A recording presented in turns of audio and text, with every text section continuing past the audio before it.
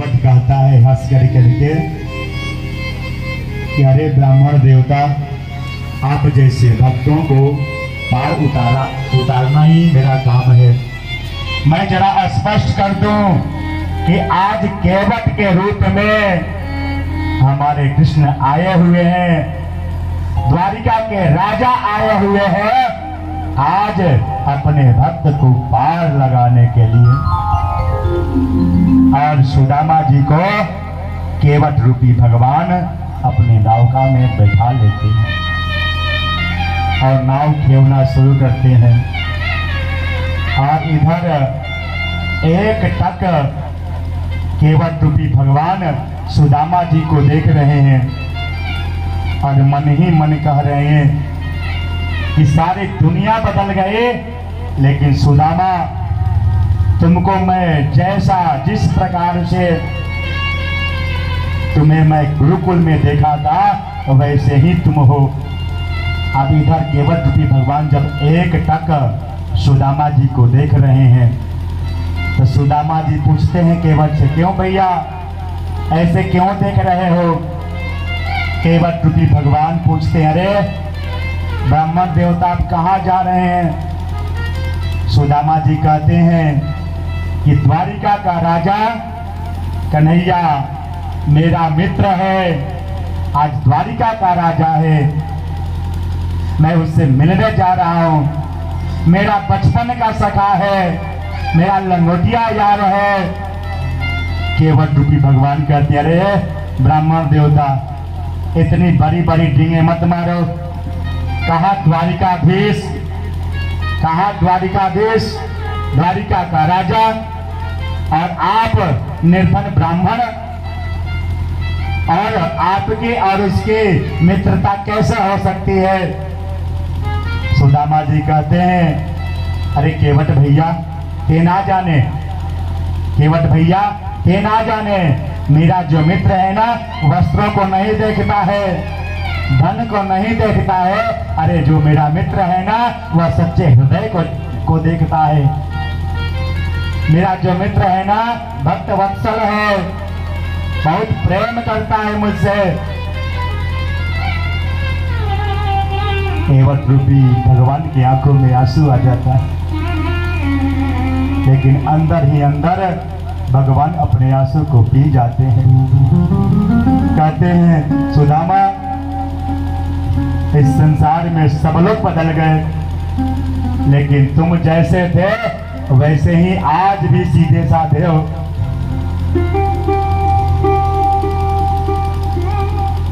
इधर सुदामा जी को केवट रूपी भगवान उस पार लगा देते हैं, और जब उस पार केवट पहुंचा देते सुदामा जी को, तो सुदामा जी केवट से पूछते हैं, भैया ये बताओ कि अभी द्वारिकापुरी कितने दूर है? केवट भी भगवान कहते हैं कि सुदामा जिस प्रकार से तुम चल रहे हो ना, अगर ऐसे ही चलते रहोगे दिन भर में मुश्किल से तुम 3 से 4 किलोमीटर तक तुम चल सकते हो। जिस प्रकार से तुम चल रहे हो, अगर ऐसे चलते रहोगे तो कम से कम तुम्हें 6 महीना और लगेंगे द्वारिका पहुंचने में। सुदामा जी रोने लगते हैं, उनकी आंखों में आंसू आ जाता है। सुदामा जी की आंखों में आंसू आ जाता है। सुदामा जी कहते हैं, कन्हैया अगर तुम मेरे मित्र हो तो तुम मुझे बुला लो, अब मुझसे चला, अब मैं चलने में मैं असमर्थ हूँ। और इधर सुदामा जी क्या करते हैं, एक धोती पहने हुए हैं और वही आधी पहने हुए हैं और आधी ओढ़ लिए हैं। उसी धोती को खोल करके आधा बिछा देते हैं और आधा ओढ़ करके सो जाते हैं। और भगवान की कृपा देखिए महाराज,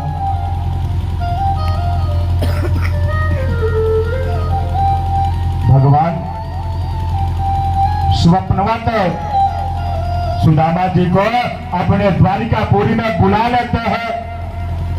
और जैसे ही सुदामा जी का नींद खुलता है, नींद से जब बाहर आते हैं तो चारों तरफ द्वारिकाधीश के जय, द्वारिकाधीश के जय, द्वारिकाधीश के जय।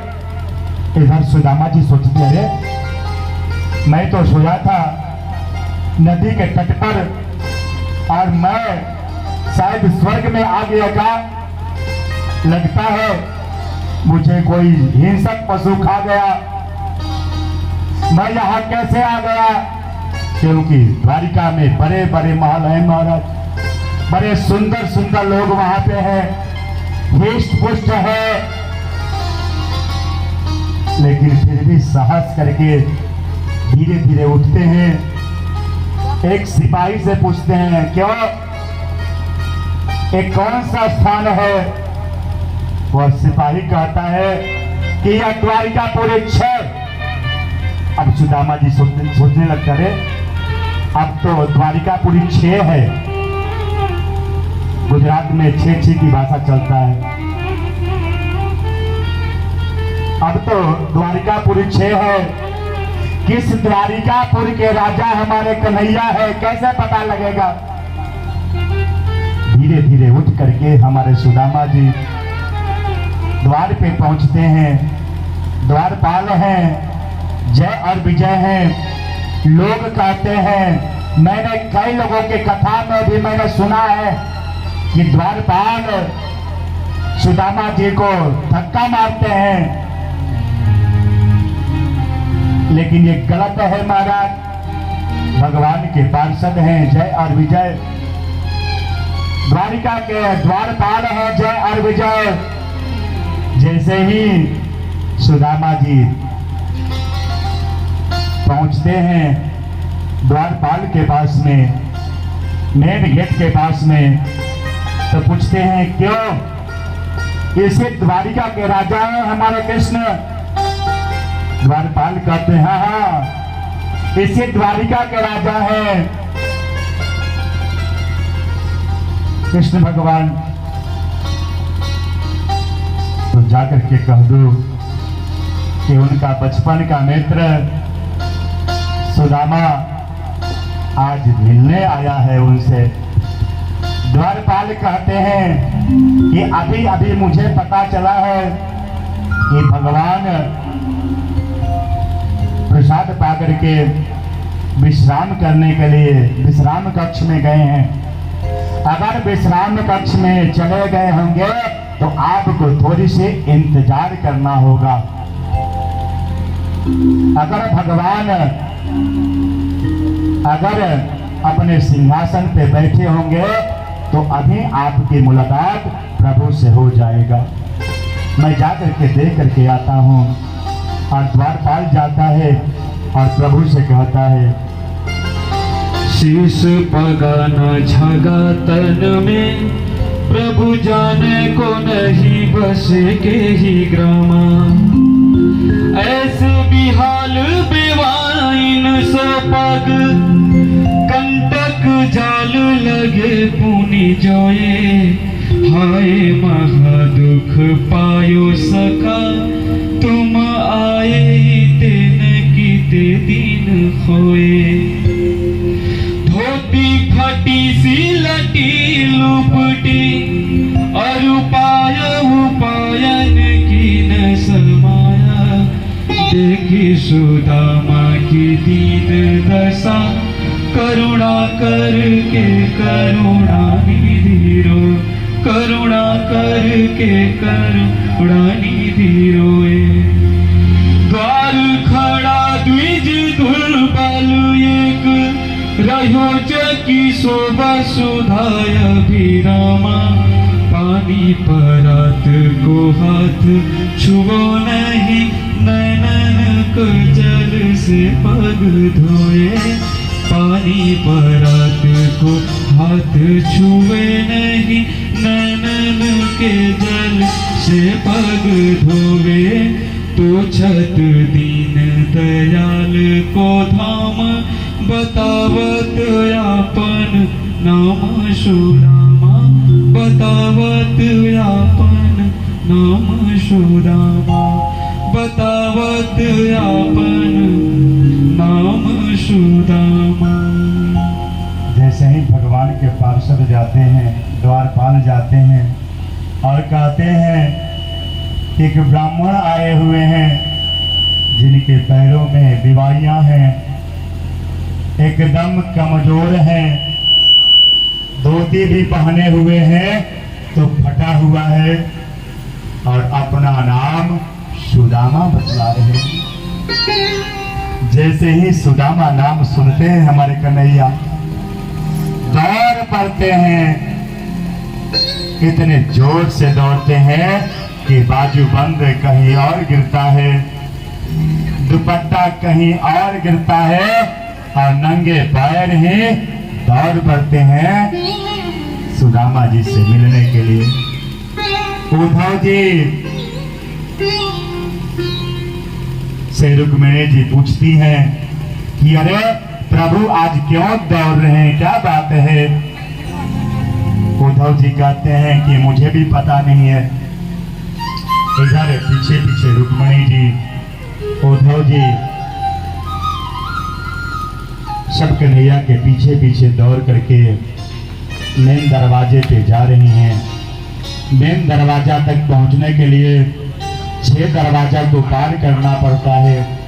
नंगे पैर ही हमारे प्रभु मेन दरवाजा पे जब पहुंचते हैं, मेन गेट पर जब पहुंचते हैं तो सुदामा जी को देखते हैं तो अपने अंगों में भर लेते हैं और भर करके धीरे धीरे ले करके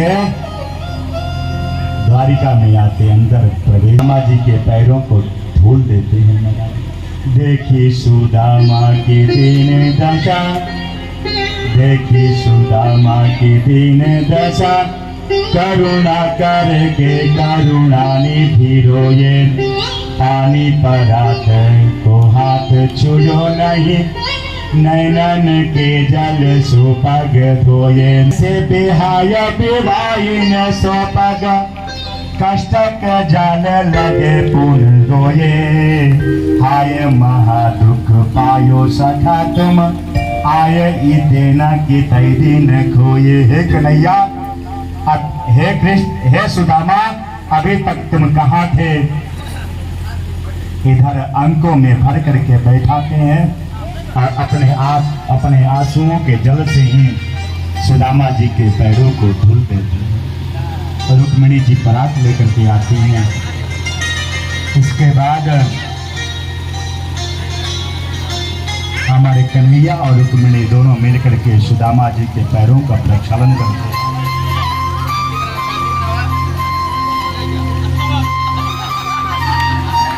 बोलिए सुदामा जी की जय, सुदामा जी की जय, सुदामा जी की जय, सुदामा जी की जय, सुदामा जी की जय, सुदामा जी की जय। अरे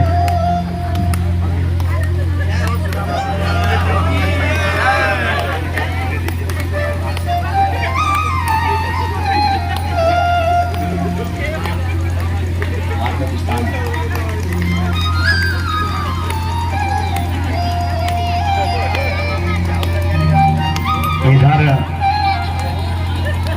जब दो मित्र मिलते हैं तो बचपन की यादें ताजा हो जाती है महाराज। दो मित्र मिलते हैं तो बचपन की यादें ताजा हो जाती हैं।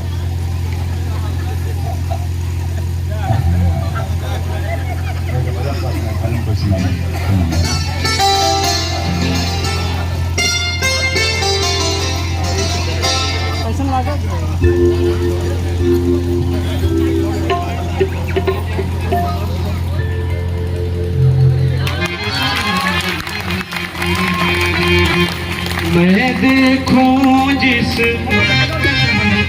और सखीरी, सामने मेरे सांवरिया, सामने मेरे सांवरिया। मैं देखूं जिस और सखीरी,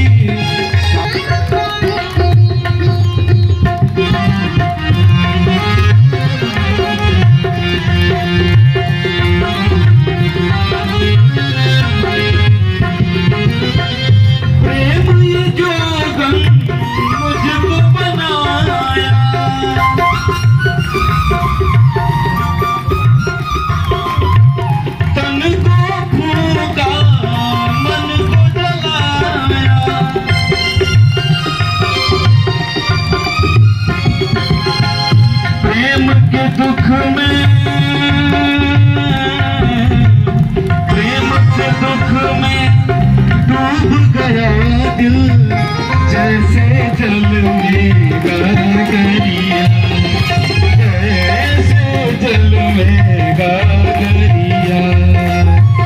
मैं देखूं जिस और सखीरी, सामने मेरे सांवरिया।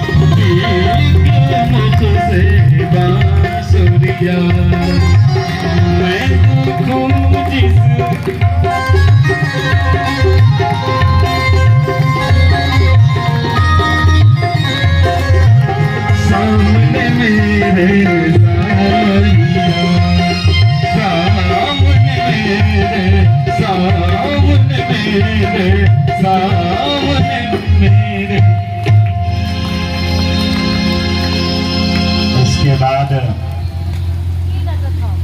हमारे कन्हैया सुदामा जी को आसन आसीन कराते हैं और कन्हैया स्वयं बैठे हुए हैं यहाँ पे और सुदामा जी खड़े हैं। बोलो जय जय श्री राधे। आसन आसीन कराते हैं, पैरों को धुलते हैं। इतने व्यंजन हम सिर्फ 2 ही टिक्कर बना करके अपने हाथों से खाता हूँ। कन्हैया कहते हैं कि सुदामा जी आप, और प्रसाद शब्द का अर्थ क्या है? प्रसाद। प्र मतलब प्रभु, स मतलब साक्षात्कार और द मतलब दर्शन। प्रभु से साक्षात्कार हो जाए यानी दर्शन हो जाए, उसी का नाम प्रसाद है। अच्छा कन्हैया ये बात है, अगर ये बात है तो आओ हम दोनों एक साथ बैठ करके प्रसाद पाते हैं। तो दोनों मित्र बैठ करके प्रसाद पाते हैं। इसके बाद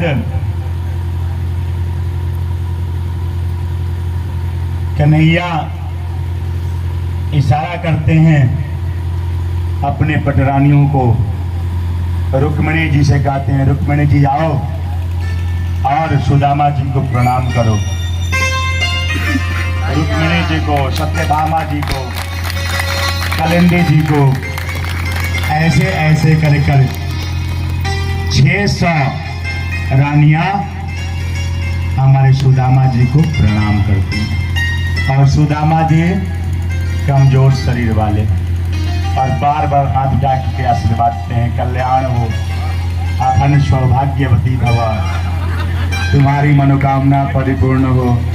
अब हाथ उठाते उठाते सुदामा जी के हाथों में दर्द हो जाता है। सुदामा जी कन्हैया को बुलाते हैं, कहते हैं कन्हैया इधर आओ, थोड़ा अपना कान मेरे पास में करो। और सुदामा जी कन्हैया को अपने पास में बुलाते हैं और कान में पूछते हैं क्यों ये इतने जो रानियां हैं इनको तुम कहां से बुला लाए हो? ये क्या पड़ोस की भी हैं क्या? हमारे कन्हैया कहते हैं कि नहीं मित्र, ये सब अपनी ही हैं। अच्छा कितनी हैं? तो हमारे कन्हैया कहते हैं कि 16,108 हैं। अच्छा इसके बाद हमारे कन्हैया पूछते हैं कि क्यों जब आप गुरुकुल में हम लोगों के साथ में पढ़ते थे तो गुरु माता पूछती थी आपसे कि क्यों सुदामा विवाह करोगे, विवाह करोगे, विवाह करोगे। तो गुरु माता के वाणी को सुन करके हम लोग भी तुमसे पूछते थे, क्यों सुदामा विवाह करोगे, विवाह करोगे, विवाह करोगे। वो तो बचपन की बात हो गई, लेकिन क्या सुदामा जी आपने विवाह किया है? सुदामा जी कहते हैं, ऐसे तो मेरी विवाह करने की इच्छा थी ही नहीं, लेकिन माता पिता जी की इच्छा थी, इसलिए विवाह करना पड़ा। बच्चों से पूछा जाता है, क्यों विवाह करोगे? सत्य तो यह है कि मन मन भावे और मोर हिलावे। मन तो कर रहा है विवाह करने का, लेकिन ऊपर से कहते हैं नहीं करूंगा। ऐसे ही सुदामा जी कहते हैं कि ऐसे तो मेरी इच्छा थी ही नहीं विवाह करने की, लेकिन माता पिता के कहने पर मैं विवाह कर लिया। हमारे कन्हैया कहते हैं, अरे आपने विवाह भी कर लिया और मुझे बुलाया क्यों नहीं? सुदामा जी कहते हैं, अरे कन्हैया मैंने तो एक विवाह किया, तो तुम्हें बुलाना भूल गया, लेकिन तुमने तो 16,108 विवाह किया, तो मुझे क्यों नहीं बुलाया? कन्हैया कहते हैं कि दिन तक कोई शादी की कोई बातचीत ही थी नहीं, लेकिन एक बाइक शाम को बहू लेकर के मैं अपने घर आ गया। ऐसे ऐसे मेरा विवाह हुआ। अरे समय मिले तब ना मैं किसी को बोलूं। अच्छा, मैं इसलिए पूछ रहा था सुदामा जी कि अगर आप अकेले होते तो कोई बात नहीं, लेकिन भाभी जी हैं, तो भाभी जी मेरे लिए क्या भेजी है बताइए। सुदामा जी कहते, मन ही मन सोचते हैं कि यह जो कन्हैया की जो रानियां हैं, या बड़े बड़े घराने की हैं, अगर इनके सामने मैं कहूंगा कि तेरी भाभी ने तेरे लिए चावल भेजा है, तो ये रानियां क्या सोचेंगी मेरे बारे में? यही सोच करके सुदामा जी बात को टालते हैं। कहते हैं कि अरे मित्र, वो याद है आपको दिन कि आप गोकुल के गलियों में नंगे दौड़ते थे, और गोपियां जो है ना थोड़ी सी मक्खन के लिए आपको जो है नंगे नचाती थी। हाँ हाँ, मुझे सब याद है, लेकिन ये बताओ कि भाभी जी ने मेरे लिए क्या भेजा है? कई प्रकार से बात काटने का प्रयास करते हैं सुदामा जी, लेकिन हमारे कन्हैया एक ही जिद पे हैं कि भाभी ने मेरे लिए क्या भेजी है। हमारे कन्हैया मानसिक रूप से कहते हैं कि पत्रम पुष्पम फलम तोयम यो में भक्त्या प्रयच्छति। हे कन्हैया, जब तक तुम मुझे कुछ नहीं दोगे तो मैं तुझे कैसे दूंगा? कन्हैया कहते हैं कि तुम मुझे कुछ दो, तब मैं तुझे कुछ दूंगा। अच्छा ये बताइए,